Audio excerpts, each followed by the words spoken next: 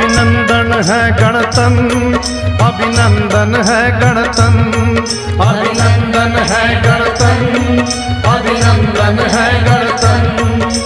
रहे सलामत तू भारत में, विफल रहे षड्यंत्र। अभिनंदन है गणतंत्र, अभिनंदन है गणतंत्र, अभिनंदन है गणतंत्र, अभिनंदन है गणतंत्र।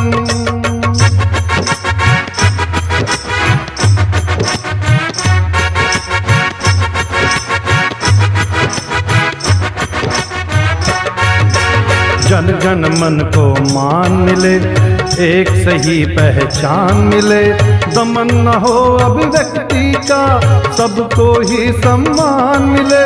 मुक्त गगन में हो विचरण, बने यही एक मन।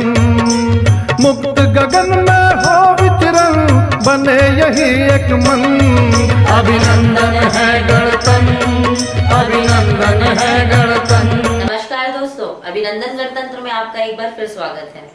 बिना व्यंग्य सामयिक लेखन लिखना संभव नहीं। स्नेह लता पाठक जी, जी हाँ, छत्तीसगढ़ की एक नाम मात्र व्यंग्य लेखिका, आज जो कि हमारे अभिनंदन गणतंत्र की मुख्य वक्ता है। आइए देखते हैं देश और हालात पर उनके अपना नजरिया।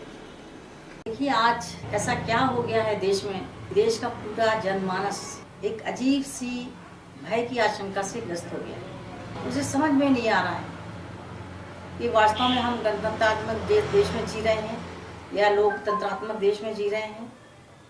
हम वास्तव में स्वतंत्र हैं अथवा नहीं हैं। जब देश आज़ाद हुआ था तो हजारों लाखों भारतीयों ने इसीलिए अपनी कुर्बानी दी थी कि हमारा देश आज़ाद होगा, हमारा अपना स्वशासन होगा, हम लोकतंत्रात्मक जीवन जिएंगे और अपने धर्म, अपनी संस्कृति, अपने संस्कार, अपनी परंपराओं को और लोकहित की रक्षा करेंगे।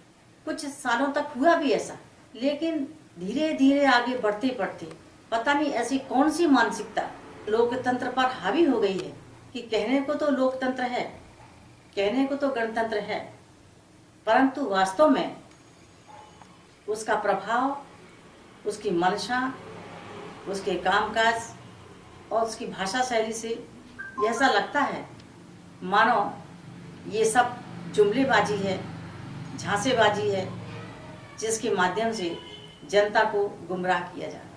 जो भी शासन में आना चाहता है, चुनाव के पहले बहुत बड़े बड़े वादे होते हैं, हम ऐसा करेंगे, हम वैसा करेंगे। और मेन मुद्दा ये है कि हर चुनाव में कई दल विभाजित हो जाते हैं, धर्म को लेकर के, जातियों को लेकर के, अशिक्षितों को लेकर के, युवकों को लेकर के, गरीबी को लेकर के, पता नहीं कहां से ढेर सारे मुद्दे ले आते हैं और थोपने की साजिश करते हैं कि इसके पहले जो सरकार थी उसने कुछ नहीं किया है, जो भी किया है हमने किया है और आज से ही शुरुआत हो रही है, इसके पहले देश कहीं कुछ नहीं। मैं तो ये कहती हूँ, जब तक ये झांसेबाजी और जब तक ये जुमलेबाजी चलती रहेगी, देश कभी वास्तव में स्वतंत्र नहीं हो पाए। आज के माहौल की मैं बात करूं तो आज के माहौल में तो बोलना भी गुनाह हो गया है, जुमला हो गया कि बोलना जरा संभल के। भले ही हम लोकतंत्रात्मक देश में रह रहे हैं, फिर भी हमको संभल के बातचीत करना है, चाहे वो जन दर्शन की बात हो, चाहे वो मन की बात हो, कोई भी बात हो। आप सरकार की कमियों को नहीं बता सकते। जिस तरह से वो शासन आपको दे रही है, जिस तरह से वो आपको चला रही है, आपको उसी में चल। जिस देश में बोलने के लिए भी आदमी को 10 बार सोचना पड़े और संभल के बोलना पड़े, क्या आप कह सकते हैं कि वास्तव में ये लोकतंत्र है? मैं तो अभी ताजी घटना पर बात करना चाहूंगी कि ये जो पद्मावती को लेकर के, ये जो पूरे राजस्थान में जो हड़कंप मचा हुआ है, लोग सड़कों पर उतर आए हैं, तो ऐसी कौन सी राजपूती शान है? क्या वो जयचंद को भूल गए, जिसने मोहम्मद गोरी को अपने देश में जगह दी थी? उसने अपने कदमों से जगह दी थी, अपने निर्णय से जगह दी थी और मुसलमानों का साम्राज्य छा गया था राजस्थान में। तो आज हम किस राजपूती शान की बात करते हैं? अगर राजपूती शान की बात करना है तो आप करिए ना कि सरेआम लड़कियों को, बच्चियों को, नवजात शिशुओं को किस तरह से रौंदा जा रहा है। क्या आप उस समस्या को लेकर कभी सड़कों पर आए? कभी नहीं आए। तो इस तरह का जो राजनीतिक षड्यंत्र है, ये षड्यंत्र जब तक बंद नहीं होगा तब तक हम सही स्थिति पर पहुंच ही नहीं सकते। इसके बारे में भी लोगों का ये कहना है कि ये राजनीतिक षड्यंत्र है और इसके सिवाय कुछ भी नहीं है कि बीजेपी धर्म को नुकसान नहीं पहुंचा सकती। तो उस फिल्म ने ऐसा कौन सा धर्म पर आक्रमण किया है? कल्पना है। मैं तो ये भी दावे के साथ कहती हूँ कि कोई भी इतिहास भी सच्चा नहीं होता है, उसमें भी कल्पना का कुछ होता ही है। तो उन राजपूतानी शानों को, उन राजपूतानी ताकतों को मैं ये संदेश देती हूँ कि आप जो बार बार ये धमकी दे रहे हैं कि फिल्म, आज तो खैर फिल्म चलने लगी है, जब पहले दे रहे थे कि फिल्म नहीं चलेगी और फिल्म चलेगी तो हम ऐसा कर देंगे, तो चूंकि सरकारी पैसा है, लोगों की पूंजी लगी हुई, उसको तो आप बर्बाद कर दोगे। यदि आपके घर में उस फिल्म को लगा दिया जाए तो आप सारी रात बैठकर देखोगे। क्या आप अपना घर जला दोगे? क्या आप अपना टीवी जला दोगे? तो इस तरह की जो मानसिकता चल रही है, ये मानसिकता देश के लिए बहुत घातक है, जनता को गुमराह कर रही है। इसके विरोध में पूरा देश है, लेकिन सामने कोई नहीं आ रहा, क्योंकि जो भी सामने आता, पता नहीं आपकी कौन सी बात देशद्रोह के अंतर्गत ले ली जाए और आपको जेल की सलाखों में या आपको अदालतों में घसीट लिया जाए। तो सबसे पहले नारी सुरक्षा होना बहुत जरूरी, जिसके प्रति कहीं कोई भी प्रतिक्रिया सामने नहीं आ रही है, कहीं कोई ठोस कदम दिखाई नहीं दे रहा है। कि तो दिल्ली और हरियाणा देखिए, जो राजस्थान से लगा हुआ है, क्या हो रहा है वहाँ पर नारियों के प्रति? कोई आया सड़क पर? कभी कोई सड़क पर नहीं आता, लेकिन उल जलूल बातों के लिए, जिसकी समझ लोगों को नहीं है, उसके लिए हाथ में झंडा लेकर के आप आगे आ रहे हो और अपनी हुकूमत जता रहे हो। इसी तरह से बहुत सी समस्याएं हैं। आज ये स्वच्छता अभियान जो चल रहा है, क्या है स्वच्छता अभियान में? जिस दिन से ये अभियान चला, उस दिन से शहर में और गंदगी बढ़ गई। जगह जगह नालियां जो बनी हुई थी, उनको खोदा जा रहा है, उनको फिर से गंदगी फैलाई जा रही है। नालियों के सामने गंदगी पड़ी रहेगी, पूरा शहर गंदगी से भरा हुआ है। जो सफाई कर्मचारी, उनसे आप एक शब्द नहीं बोल सकते। आप बोलोगे तो आप मुंह की खाओगे, आप घर के अंदर रहो। इसलिए बुद्धिजीवी वर्ग ने तो ये सोच लिया है कि बाहर जाकर के अपनी जबान खराब करने से तो अच्छा है घर में बैठो, किसी की कोई सुनता ही नहीं यहाँ पर।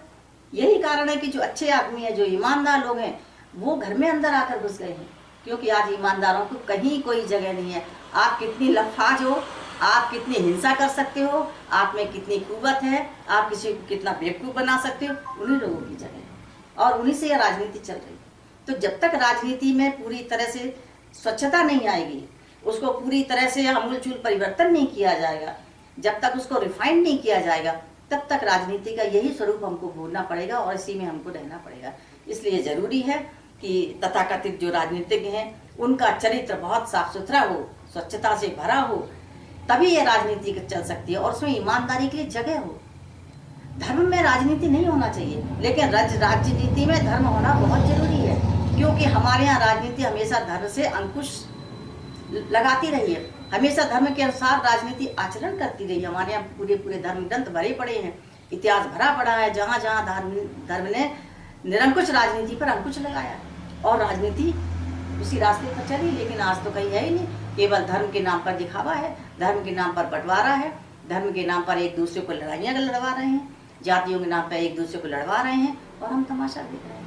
तो इस तरह की होली जल रही है, एक प्रकार से आशंकाओं, कुशंकाओं की, विद्रूपताओं की, ईर्ष्या की, वैमनस्यता की चारे। हर देश का हर व्यक्ति, हम अपने पड़ोसी को भी शंका की निगाह से देखने लगे हैं, उससे भी हम खुलकर सामने नहीं आते। तो ये शंका का माहौल चारों तरफ है, जिसमें आदमी खुलकर नहीं आ रहा है और समझ में नहीं आता है कि ऐसी क्या बात है कि हम फिर से उनका स्वागत करते हैं, जिसमें जिन्हें उन्हीं को हम फिर से स्वागत कर लेते हैं। तो हमारी अपनी मानसिकता भी तराशी हुई होना चाहिए, स्वच्छ होना चाहिए, साफ सुथरी होना चाहिए, साहस होना चाहिए। और आज हर जनता, देश की हर व्यक्ति, देश का हर नागरिक बदलाव चाहता है। वो चाहता है कि बदलाव होना चाहिए देश की, लेकिन ऐसी क्या बात है कि बदलाव नहीं हो पाता है और फिर से हमें उसी माहौल में रहना पड़ता है, जीना पड़ता है। और आज की स्थिति के बारे में तो मैं इतना ही कहूँगी कि हर व्यक्ति दहशत में है, हर व्यक्ति दहशत और शंकाओं का तकिया लगाकर रात को सोता है कि पता नहीं सवेरे अखबार में और कौन सा फरमान जारी होगा और हमें पढ़ने के लिए मिलेगा। तो इसके सिवाय और कुछ नहीं है। और हर स्थिति में हम सब दबे हुए हैं, चाहे वो आर्थिक स्थिति हो, उस पर भी पूरी तरह से हमारे ऊपर एक प्रकार का दबाव है, सामाजिक स्थिति, उसका भी एक प्रकार से दबाव है। हम खुलकर ये नहीं बोल सकते हैं कि हम इस समाज से बिलोंग करते हैं, ये भी गुनाह हो गया है कि आप अपने धर्म को और अपने जाति को, आप अपने समाज को बिलोंग नहीं कर सकते, जबकि ये वर्ण व्यवस्था समाज को ताकत देने वाली वर्ण व्यवस्था थी। आज ये सारी वर्ण व्यवस्थाएं टूट रही हैं, इसलिए समाज भी कमजोर हो गया। वर्ण व्यवस्थाएं एक दूसरे के प्रति आघात करने के लिए नहीं बनी थी, एक दूसरे के प्रति सहयोग के लिए बनी थी। समाज के 4 कोने होते हैं, उन 4 कोनों को चारों प्रकार की सामाजिक व्यवस्था संभालती है, तब ये समाज चलता है। समाज ऐसे ही नहीं चलता है। लेकिन आज क्या है कि निरंकुश सत्ता चाहिए हमको, इसलिए सबको तोड़ो, सबको विभाजित करो, सबको बांटो, कोई किसी से प्रेम से बोल नहीं सके, संगठन शक्ति उनकी कमजोर होना चाहिए, संगठित करना भी की विषय चल रहे हैं, किसी को संगठित मत होने दो। एक दूसरे के प्रति दोष आरोपण करके एक दूसरे को लड़वाते रहो। कहते हैं ना कि फूट करो और राज करो, फूट डालने वाली राजनीति आज भी हमारे ऊपर हावी है। इसका मतलब हम मानसिक रूप से आज भी गुलाम हैं। कहीं से भी हम ऐसा नहीं लगता कि हमारा मानसिक, हमारे विचार कहीं से स्वतंत्र हो रहे हैं। यही कारण है कि हम कहने को बहुत ढोल पीटते हैं 14 दिसंबर को हिंदी राष्ट्रभाषा, हिंदी राष्ट्रभाषा, लेकिन आज तक हिंदी राष्ट्रभाषा नहीं बन पाई है। ये हालात देश के हैं कि हम अपनी ही संस्कृति को, अपने ही संस्कारों को हे समझने लगे हैं। केवल पराई संस्कृति, और ये सारी जो विद्रुपताएं देश में आ रही हैं, ये पराई संस्कृति के आयात के कारण ही सब हो रहा है। वहाँ की इतनी चकाचौंध हो गई है कि आज का नवयुवा वर्ग को आप देखिए, चाहे युवतियां हों चाहे युवक हों, सबके ऊपर एक अजीब सा खुमार चढ़ा हुआ है, जिसमें अपने स्वदेशीपन के लिए कहीं कोई जगह नहीं है। जितना हम, किन शब्दों में मैं बोलूं कि जितना हम नंगे हो सकते हैं ना, वो ही होना चाहते हैं, उसी में वो अपनी शान समझते हैं। वही आज की सभ्यता है, और हमारी सभ्यता तो उनको कहीं दिखाई नहीं देती। चाहे त्योहार हो, तीज हो, पर्व हो, लेखन हो, कुछ भी हो, सब ऊपर से ढकोसले जैसा या एक निर्वाह जैसा हो गया कि हाँ चलो परंपरा निर्वाह है, ऐसा हो रहा है इसलिए हम करते ही, नहीं तो बाकी कहीं कोई सुख नहीं है, कहीं दुख नहीं है। पता नहीं आदमी कब से हंसना भूल गया है, वो हंस भी नहीं सकता कि ऐसा लगता है कि कहीं जोर से हंसेंगे तो उस पर भी GST न लग जाए। ये भी हो गया है, तो जोर से हंसने में भी वो डरने लगा है। तो हर तरह की बातें हैं इस देश में। समझ में नहीं आता कि इस संघर्षमय जीवन से कहाँ से हम बाहर निकलेंगे, कब हम खुली हवा में सांस लेंगे। ये हमारा गणतंत्र हो ही नहीं सकता, क्योंकि हमारा गणतंत्र वो होता है जिसमें हम स्वच्छता से जी सकते हैं, खुली हवा में सांस ले सकते हैं, अपने विचारों को व्यक्त कर सकते हैं। सब एक दूसरे से, होली हो, दिवाली हो, कोई जाति बटी हुई नहीं थी, सब एक दूसरे के साथ मिल करके त्योहार मनाए, खुशियाँ मनाए। ये गणतंत्र होता है, उससे देश मजबूत होता है, उससे हमारे देश की बुनियाद मजबूत होती है। इस तरह से विचारों के माध्यम से पूरे समाज को बांट देने से देश कमजोर होता है। अभिनंदन गणतंत्र। शब्दों की ताकत को कम मत आंकिए। एक छोटी सी हाँ, एक छोटी सी ना आपकी पूरी जिंदगी बदल सकते हैं। राजनीति में धर्म का होना जरूरी है, धर्म पर राजनीति करना जरूरी नहीं। इस नई सोच से हम हुए रूबरू हमारी वक्ता से। मिलेंगे फिर अगली कड़ी में एक नई सोच, एक नए वक्ता के साथ। तब तक के लिए अभिनंदन गणतंत्र।